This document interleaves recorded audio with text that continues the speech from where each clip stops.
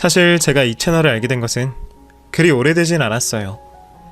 사연을 듣기 시작한 것이 제가 결혼을 준비하면서부터였거든요.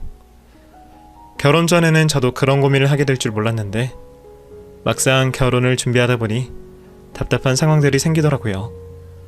결혼하기도 전부터 고부 갈등이랄지 시댁 눈치가 보이기 시작하니 이걸 어떻게 해결해야 할지 모르겠더라고요.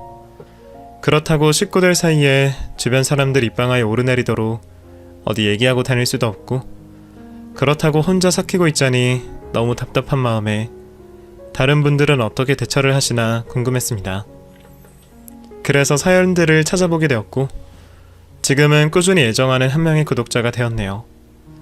저도 결혼 전까지는 고부 갈등이니 나쁜 시어머니니 그런 건 다 우리 부모님 세대 이야기이고 드라마에서만 나오는 과장된 일들인 줄 알았어요. 그런데 여기서 사연을 들어봐도 시댁 이야기나 시어머니 시집살이 스토리가 다수를 차지하는 걸 보면 고부 갈등이라는 게 발에 치일 만큼 흔한 일일지도 모르겠네요. 사실 평생 동안 전혀 모르고 지냈던 사람들과 가족을 꾸리면서 제게도 시댁 식구가 생기고 저도 누군가의 며느리가 되고 그 가정에서 만사태평하기를 바라는 것이 오히려 욕심일지도 모르겠어요. 그래서인지 저도 결혼을 하기 전부터 답답한 일들이 참 많았네요.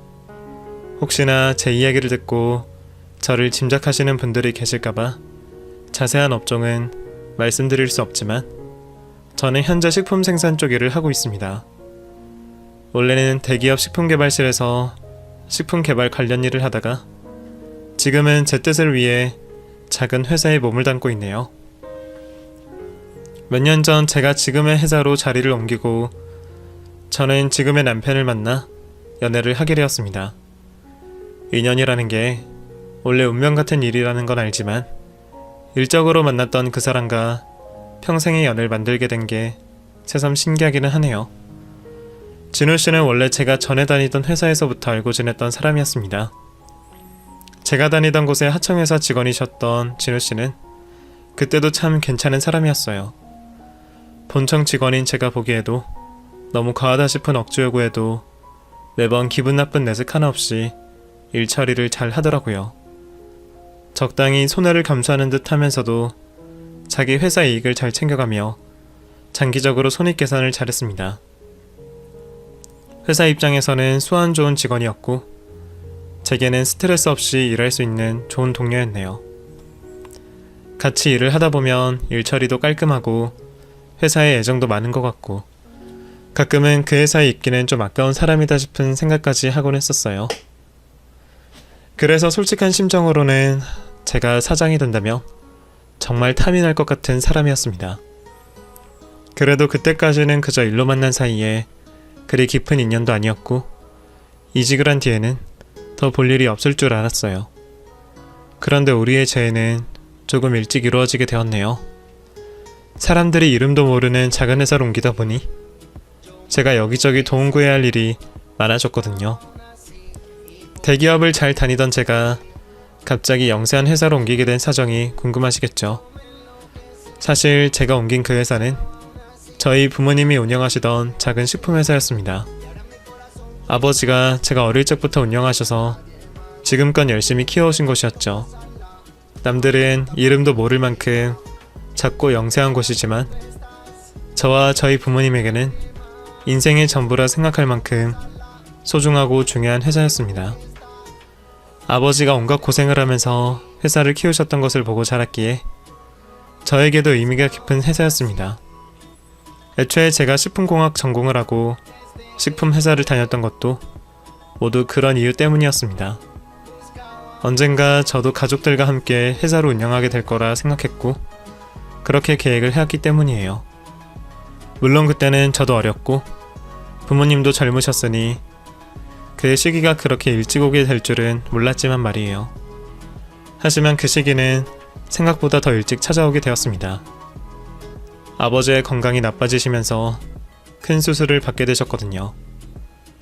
몇 년은 무리하지 말아야 한다는 의사 선생님의 소견에 아버지는 결국 쉼없이 달려오셨던 일상을 조금 내려놓게 되셨습니다. 회사 일도 중요했지만 저희 가족에게는 무엇보다 아버지의 건강이 우선이었어요. 그렇게 저는 30 나이에 일찍이 아버지의 뒤를 이어가게 되었습니다. 솔직히 처음에 겁이 먼저 나지 않았다고 하면 거짓말이겠죠. 저도 대학 졸업 후 몇 년을 쉬지 않고 일을 해왔지만 사실 저는 아직 배울 게 더 많다고 생각했습니다. 더군다나 제가 그동안 제품 개발 쪽에만 있었기에 회사 경영은 제게 어렵고 두려운 일이었습니다. 그래도 부모님이 제 뒤에 계셨기에 저는 용기를 내어 결정을 내릴 수 있었어요. 그렇게 제가 아버지 대신 회사 경영을 시작하게 되었습니다.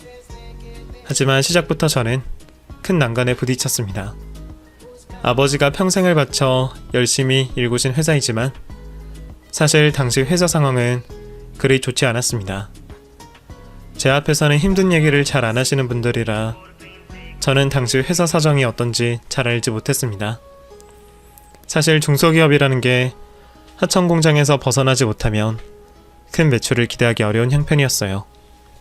그렇다고 대기업들처럼 신제품 개발에 투자할 만한 여유도 많지 않았고 결국 회사는 어느 순간부터 근근히 버텨오는 지경이 되겠죠. 저희 회사도 근근히 버티고 있는 상황이었더라고요. 그렇게 저는 빚이 있는 회사를 물려받아 경영을 시작하게 되었고 탈출구가 필요하다 생각했습니다.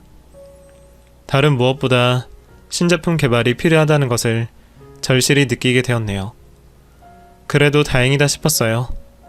제가 아직 경영에는 자신이 없지만 제품 개발에는 일가견이 있다 생각했거든요. 하지만 모든 일이란 의욕만으로 이루어질 수 없죠. 결국 저는 그 상태에서 다른 이들의 도움이 필요할 수밖에 없었고 그때 제일 먼저 생각이 났던 것이 바로 진우 씨였습니다. 처음에는 제가 회사를 운영하게 되었다는 말도 하지 못했어요. 제가 도움을 구하는 상황이니 괜히 불편한 상황을 만들고 싶지 않았거든요. 더군다나 당시에는 일을 막 시작했던 터라 저 스스로도 제가 사장이 되었다는 것이 그리 와닿지가 않더라고요. 진우 씨는 대기업을 잘 다니다가 작은 회사로 옮긴 제 사정을 궁금해하는 눈치였지만 제 속을 알아주었는지 아무것도 묻지 않더라고요. 오히려 제가 의욕이 넘쳐 보여 좋다며 자기 힘닿는 데까지 도와주겠다고 말해줬죠. 솔직히 당시에는 한 사람의 도움이라도 더 필요한 상황이었기에 진우 씨의 그런 말 한마디가 얼마나 위안이 되었는지 모르겠습니다. 그때 저는 꽤 힘들고 외로웠던 것 같아요. 자신있게 나서긴 했지만 혹시나 일을 벌렸다가 피해만 더 키울까 두려움이 상당히 많았습니다. 처음 해보는 경영도 너무 어려웠고 혹시 모를 리스크도 두려웠어요. 그렇다고 빚만 잔뜩 달린 회사를 떠넘겼다고 미안해하시는 부모님들 앞에서 힘든 내색을 할 수도 없었고 혼자 많이 힘들었네요. 그런 상황에 진우 씨의 도움을 받게 되었고 제게는 정말 많은 힘이 되었습니다. 진우 씨와 저는 그 이후로도 일적인 도움을 받으러 자주 만나왔고 어느 순간 이를 떠나서도 자주 만날 만큼 친해지게 되었습니다. 이전에 제가 대기업에 있었을 때는 본청과 하청 관계라 그리 막역하게 지내기는 어려운 상황이었는데 이제는 저도 중소기업에 다니고 있으니 비슷한 입장이라 생각했던 진우 씨가 제게 더 마음을 열었던 것 같아요. 서로 일 얘기와 일상 얘기들을 주고받으며 어느새 동료처럼 친구처럼 그런 사이가 되었죠. 그러다 어느 순간부터 서로 마음이 커졌고 결국 연인이 되었습니다. 사실 저도 진우 씨와 이렇게나 깊은 관계가 될 줄은 정말 상상도 하지 못했습니다. 사람이 사람을 좋아하는 마음을 떠나서 당시 직원들과 회사를 책임져야 하는 제 입장에 혹여나 일에 피해를 끼칠 만한 일을 벌이고 싶지 않았거든요. 도움을 받기는 했지만 일로 만난 사람이니 일로 끝내야 한다 생각했던 제가 진우 씨에게 그런 마음을 가지게 되었던 게 저로서도 당황스러운 일이었습니다. 하지만 공통점 많고 잘 통하던 젊은 남녀가 언제까지 애정을 숨길 수가 있었겠어요. 그렇게 서로 마음을 확인한 저희는 깊은 만남을 이어가게 되었습니다. 그렇게 진우 씨에게 신뢰감을 느꼈던 저는 그제서야 저의 상황을 솔직하게 모두 고백했습니다. 진우씨, 사실 나 그 회사 그냥 다니는 게 아니야. 회사 대표님이 우리 아버지셔. 지금은 아버지가 아프셔서 내가 운영을 하고 있고, 그냥 내 개인적인 상황 때문에 부담 주고 싶지 않아서 그동안 말을 못했어. 그래도 늦게 말해서 미안해. 제가 다른 이유가 있어서 그런 사실을 숨겼던 것은 아니지만, 그래도 사람 관계에 속이는 게 있다는 게 아무렇지 않은 일은 아니죠. 너무 늦게 꺼낸 이야기에 혹시나 진우씨가 섭섭하거나 속상해 하지는 않을지 걱정이 되더라고요. 아니나 다를까 제 얘기에 진우씨는 놀라는 눈치였습니다. 아, 그랬구나. 어쩐지 아영씨가 갑자기 이직한 것도 궁금했고, 일을 그렇게까지 열심히 하는 게 신기하긴 했었어. 그래서 무슨 사정이 있을 거라 생각하긴 했지만, 대표라니 상상도 못했네. 왜? 내가 회사 대표라서 좀 그래? 다르게 느껴져? 당연하지. 그 나이에 대표하기가 쉬운 게 아닌데 대단하게 느껴지지. 내가 회사 대표님이랑 겸상해도 되는 거야? 나 엄청 성공했다, 그치? 그게 뭐야. 나는 솔직히 진우씨가 어떻게 받아들일지 걱정스러워서 말할 때까지 계속 고민했단 말이야. 괜히 걱정하거나 기분 나쁘기라도 할까봐. 기분 나쁠 게 뭐가 있어. 이제라도 말해주면 고마워해야 하는 거 아니야? 말하기 어려웠을 텐데 솔직하게 말해줘서 고마워. 그동안 혼자 힘들었겠다. 사실 저는 내심 다른 걱정도 했었어요. 혹시나 이 남자가 우리의 상황을 놓고 계산을 한다거나 자격지심을 갖는다거나 그런 게 있지는 않을까 하는 생각이요.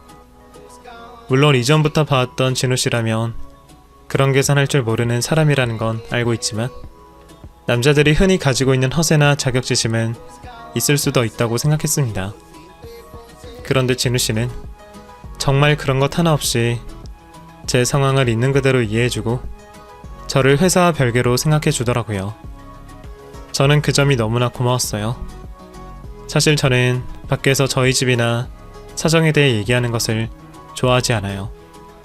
저희 아버지가 회사를 운영하고 계시고 덕분에 제가 남들에 비해 여유롭게 사는 것은 맞지만, 저는 한 번도 제가 부유하다거나 남들과 다르다고 생각해 본 적은 없었습니다. 그런데 이상하게 사람들은 그런 이야기만 듣고 저를 다르게 생각하고 편견을 가지고 보더라고요. 마치 제가 무슨 재벌 2세 아나무인 외동딸이라도 되는 양 말이에요. 그게 너무 싫었던 저는 정말 가까운 사람이 아니고서는 제 얘기를 잘 하지 않았습니다. 부모님도 그냥 자영업을 하신다고 말을 했었죠. 그런데 진우씨 앞에서는 그런 걱정을 할 필요가 없더라고요.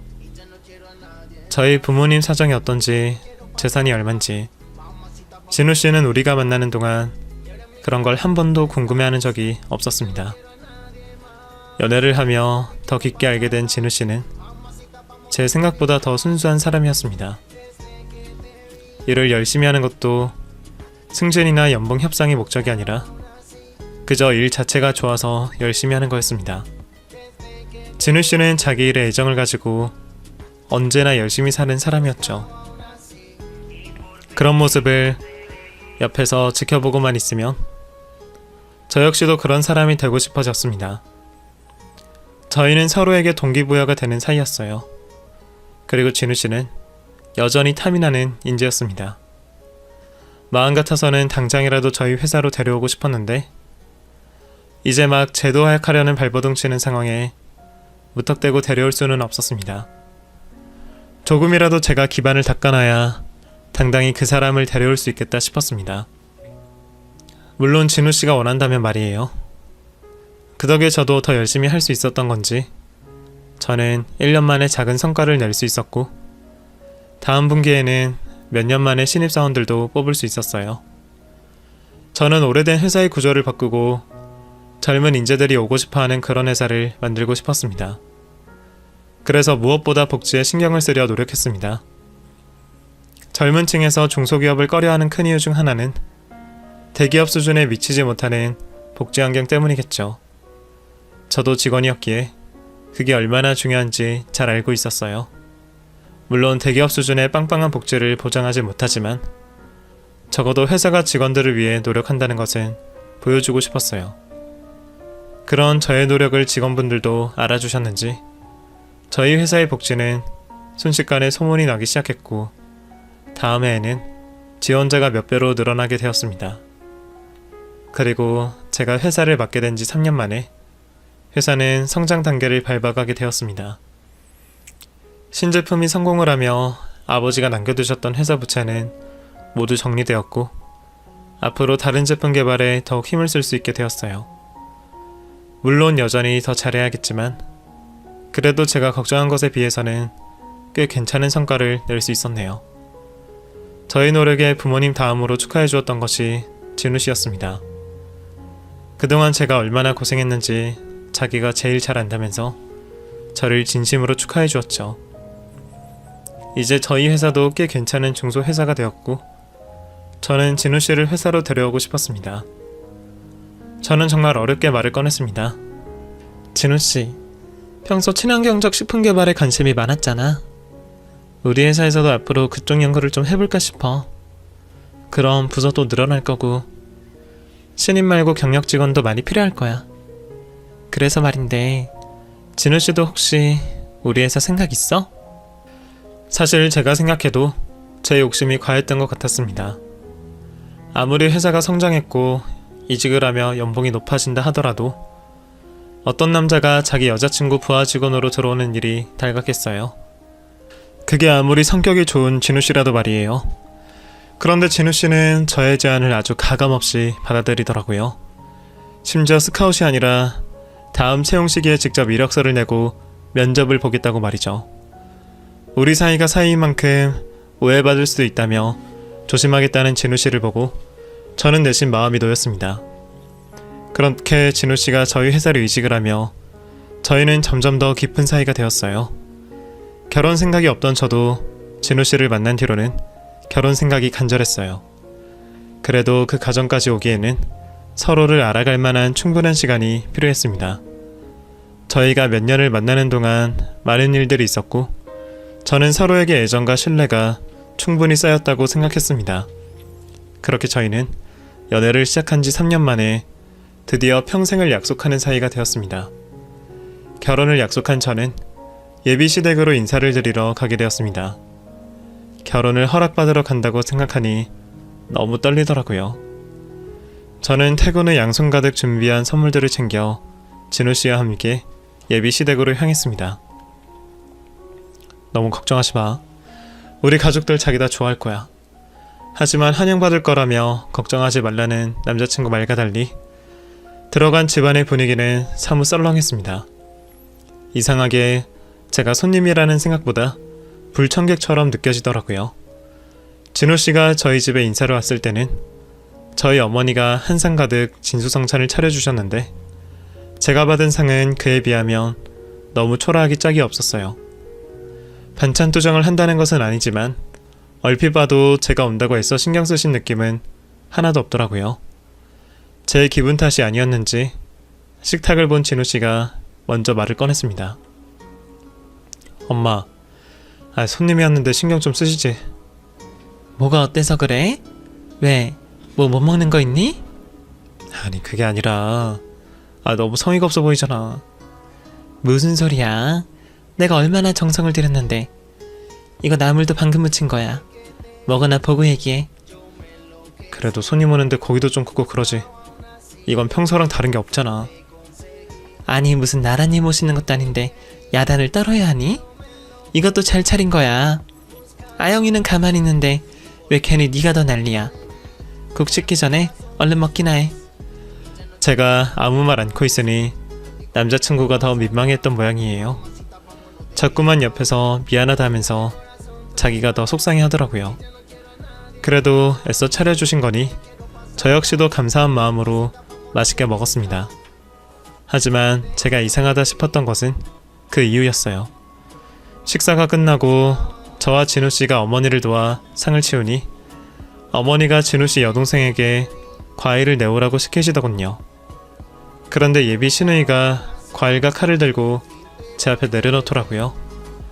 제가 그걸 눈치 없이 보고 있었더니 어머님이 한 말씀을 하셨어요.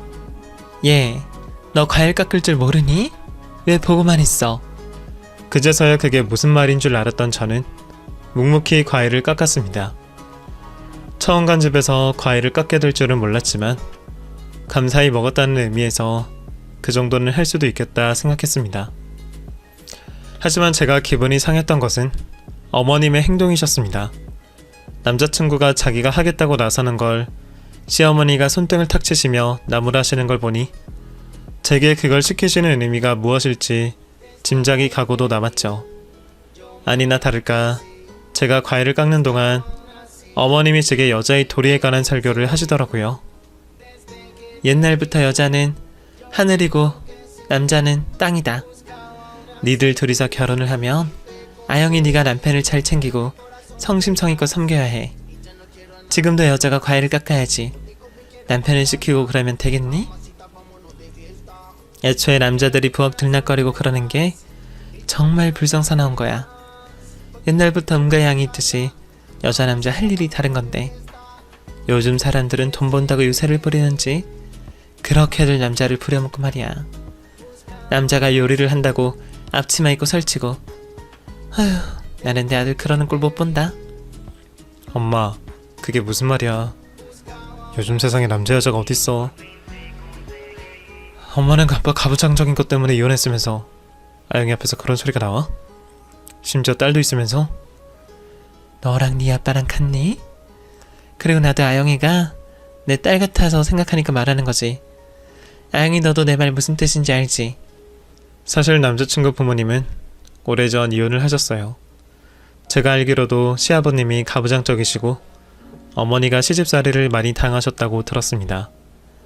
그래서 어머님이 참다 못하셔서 자식들 대학 보내놓고 바로 이혼을 하셨다는데 그렇게 가부장적인 시아버지가 싫어서 이혼하셨던 시어머니